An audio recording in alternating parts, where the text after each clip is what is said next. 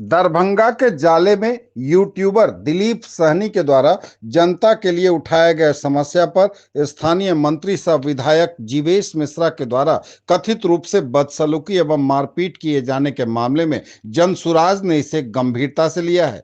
जनसुराज के नेता एक शिष्टमंडल के साथ यूट्यूबर दिलीप सहनी के घर पर पहुंचे जाले में, और इस शिष्टमंडल में बिल्टू सहनी के साथ कई अन्य नेतागण शामिल थे, जिन्होंने यूट्यूबर दिलीप सहनी से जाकर मिलकर उनका हाल जाना। इतना ही नहीं, उनके पूरे परिवार, उनके पिता और गांव वालों से भी उन्होंने बातचीत की और मंत्री पर कई आरोप लगाए। जनसुराज के नेताओं ने और कहा कि मंत्री दबंगई कर रहे हैं और अब भी उस पत्रकार को जो यूट्यूबर है उसे डराया धमकाया जा रहा है।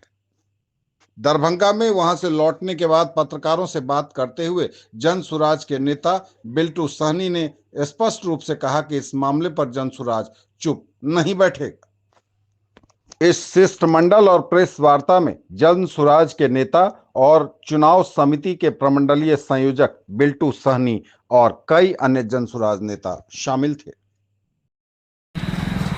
पत्रकारिता इतना प्रतिष्ठा की चीज है, बशर्ते ईमानदारी से। साख सर एक बात है, ये दिलीप दिवाकर आज खुलेआम कहता है न ये झुकेगा न ये बिकेगा। दूसरी ओर आपके पास सारे पार्टी के नेता आएंगे, न ये झुकेगा न ये अति पिछड़ा का बेटा के नाते में कर रहा हूं, सारे लोग आएंगे, कई तरह का प्रलोभन देंगे, यहाँ तक कि आपको थ्रेटनिंग भी देने का काम करेंगे, ये करवाएंगे। इससे डरना नहीं, सब लोग आपके साख के प्रति आज आखिर जनसुराज के सूत्रधार प्रशांत किशोर जी मात्र 1 साल की पार्टी है, सारे जो 35 वर्ष की पार्टी को क्यों नाकोदम कर दिया है? अपनी विद्वता के बल पर ना, क्योंकि उनको अपना पर भरोसा है, जो कि मेरे सामने में आज तक भारत के कोई भी नेता डिबेट नहीं कर सकता। अगर उसके पास क्वालिटी नहीं रहता तो कुछ नहीं कर सकते। आपके पास क्वालिटी रहेगा, कोई दबा नहीं सकता है। बात सबों को बातों को सुनना है। परसों जो हमारा पटना से वीडियो कुछ राम थे तो यादव से और सहनी के हम लोगों ने कहा मुस्लिम समुदाय के धुनिया लोग भी है, उस 125-150 घर में एक भी नौकरी नहीं है, और एक भी नौकरी नहीं है। MSc पास आउट उस एरिया में क्या मतलब, उस गांव में क्या, इस एरिया में हम ये नहीं कर अपना बड़ाई नहीं कर रहे। नहीं आप हम लोग का बड़ाई कोई गधा भी करता है। आपके बारे में पूरी हिस्ट्री है, आज अभी हम लोग बोल के आपका भाई सुन रहा था। तो वहाँ जो है हमने मुद्दा मेरा कोई मकसद नहीं था कुछ नहीं, हमने जर्नलिस्ट करना शुरू किया कि चलो भाई कुछ समस्या जो है लोगों को दिखाया जाए। अब जो समस्या को लेकर के हम समाधान उसका ढूंढ रहे थे, अब उसका समाधान मिला कि गाली और घूसा मिला। ये आपको बहुत ऊंचा ले जाएगा। उसने ऐसा किया ना, 1-2 चीज पर इतना दिलीप जी आप ध्यान रखिए। जी, चूँकि मैं पत्रकारिता 95 से 2002 तक मैंने किया, न भारत टाइम्स का जानते थे जिस समय में नीतीश जी कुछ नहीं थे जी। जब जगन्नाथ मिश्रा जी ने उसका और इनोग्रेट किए थे उस समय में हम किए थे, लेकिन पत्रकारिता में आकर के हम लोग देखे जो कि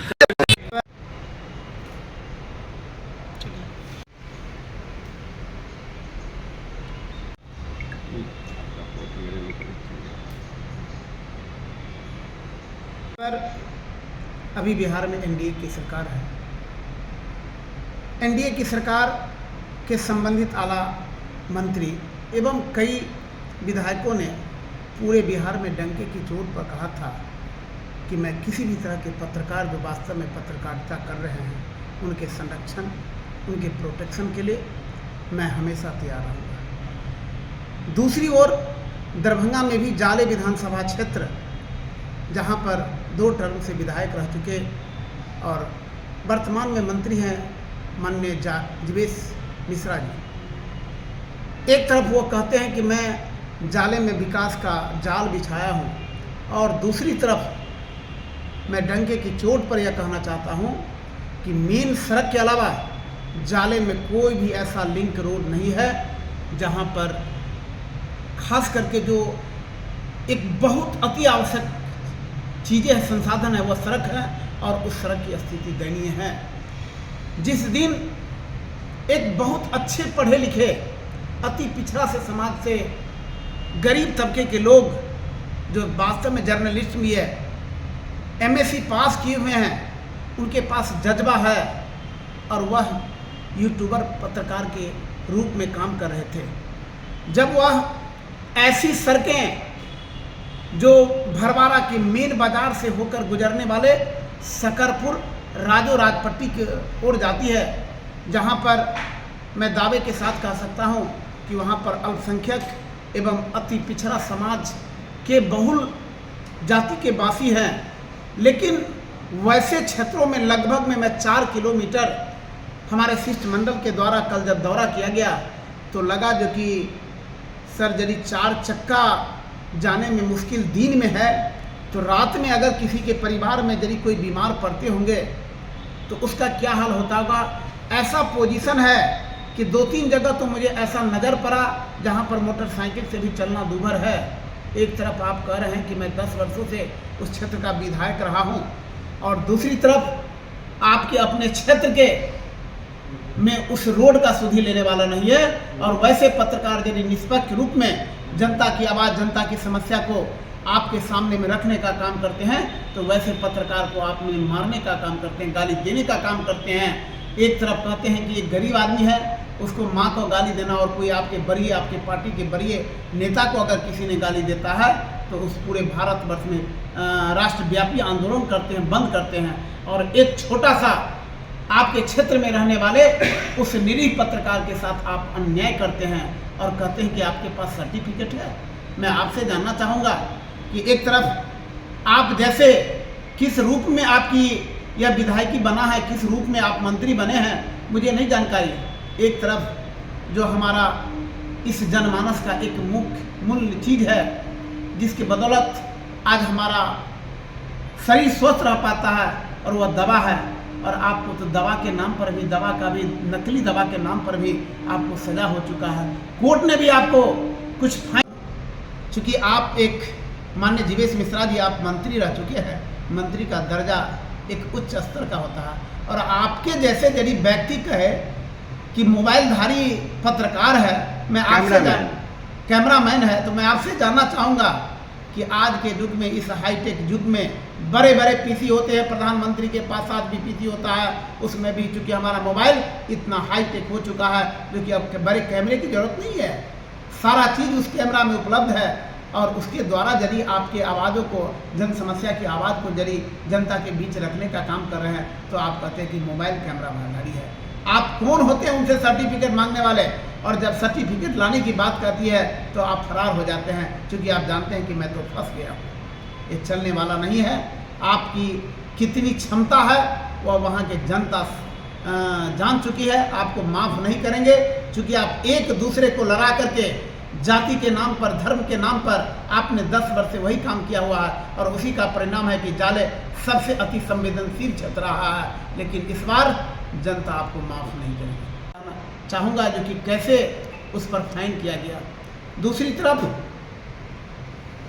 आपके बारे में माननीय जीवेश मिश्रा जी, मैं आपसे कहना चाहूँगा कि एक तरफ आप उस क्षेत्र में 10 वर्ष से विधायक रह चुके हैं और 1 महीना आपके इलेक्शन में बचा हुआ है और आप शिलान्यास का एक अंबार लगा रहे हैं। इस बार की जनता जाग चुकी है और जनता इस रूप में जाग चुकी है तो निश्चित रूप में मुझे लग रहा है कि बिहार में एनडीए का सफाया होगा, क्योंकि यह केवल जाले विधानसभा क्षेत्र में ही नहीं, मैं अभी चूँकि ये पीसी हो रहा दरभंगा शहरी विधानसभा क्षेत्र में 20 वर्ष के यहाँ के विधायक है और आज तक मैं दावे के साथ कह रहा हूं कि 48 वार्ड में कोई भी ऐसा वार्ड नहीं है जहां पर जल जमाव नहीं है, कोई भी ऐसा वार्ड नहीं है जिस रोड को धज्जी उड़ा दिया गया है, कोई भी ऐसा वार्ड नहीं है जहां पर चलने लायक संसाधन बना हुआ है, पानी के नाम पर त्राहिमाम बचा हुआ है। इसके बाद सरकार कहती है कि नहीं, ये बीजेपी मोदी के नाम पर मैं वोट दूँ। इस बार जनता जाग चुकी है और जनता क्या निर्णय लेगी वो आने वाला 1 महीना के बाद चुनाव होगा, वही बताएगा।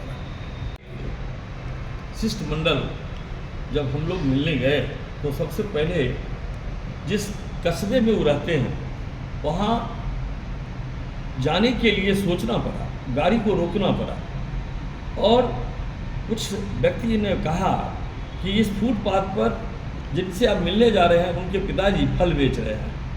हम लोगों ने जब मिला तो उनकी दशा देख करके लग रहा था कि ये बाप एक यूट्यूबर को पैदा किया है और एक पढ़ा लिखा लड़का बनाया। तो पहले तो उनसे हम लोगों ने उनकी स्थिति जाना और पूछा कि आखिर दीपक साहनी दिवाकर जी कहाँ हैं। तो उन्होंने कहा घर पर है, दिलीप जो दिवाकर जी हैं। तो और उनके पिता का नाम राजदेव सैनी था। हम लोग जब उनसे मिलने के लिए गए तो रास्ते में काफ़ी कठिनाइयाँ हुई, काफ़ी जर्जर था। ऐसा तो मैं यह सोच रहा था कि बिहार में सबसे ज़्यादा अगर कोई ये रास्ता गड़बड़ जिसको कहते हैं, जिसको कि बिल्कुल कठिनाई का सामना करना पड़ता है, न लोग पैदल चल सकते थे न गाड़ी चल रही थी, सारे लोग एक दूसरे को हचकोले मारते हुए गाड़ी जा रही थी, मोटरसाइकिल में लोग चल रहे थे। हम लोग उसका स्नैप भी लिया। हम लोगों ने कहा कि ये लोकतंत्र में इस तरह के भी लोग झूठ बोलते हैं कि हम यहाँ विकास कर रहे हैं। जब उस गांव पहुँचे तो वहाँ के रहन सहन और उन व्यक्तियों का जो जिस टोले पर हम लोग गए वहाँ बिल्कुल एक लगा कि यहाँ मजदूर वर्ग के लोग ज़्यादा हैं। लड़का से भेंट हुई, उनके बदन पर कपड़े और ये देखने से साफ जाहिर होता था कि गरीब घर का लड़का।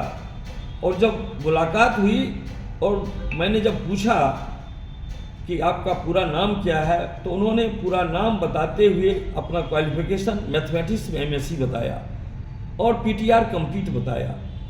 उन्होंने ये भी कहा कि मैं मिथिला यूनिवर्सिटी से ही जर्नलिस्ट की डिग्री लिया और तब वो यूट्यूबर का काम कर रहे थे। जब सुना इससे पहले कि भाई आपके साथ मंत्री के क्या दुर्व्यवहार हुआ तो उनकी आंखें भर आई थी, लेकिन उस लड़के में एक जज्बा दिखा। उसने कहा कि हम गरीब दलित अति पिछड़ा का बेटा जरूर हैं, लेकिन मुझे पढ़ने की चाहत थी, मैंने डिग्री ली है और मैं इसको न रुकूंगा न झुकूंगा और न बिकूंगा। ये शब्द सुनकर के मुझे बहुत ही ये लगा कि वास्तव में इस लड़का में जज्बा है। और उन्होंने कहा कि आज हम पर थप्पड़ उठाना, हम पर हाथ उठाना, आज समाज पर हाथ उठाना है, लेकिन मैं पढ़ लिख करके इस काम को करूंगा और समाज की आवाज़ बनूंगा। आगे ऊपर वाले की मर्जी है, लेकिन मैं अपने जज्बा को कम नहीं करूंगा और समाज की बातें को मैं बार बार आगे बढ़ाऊंगा।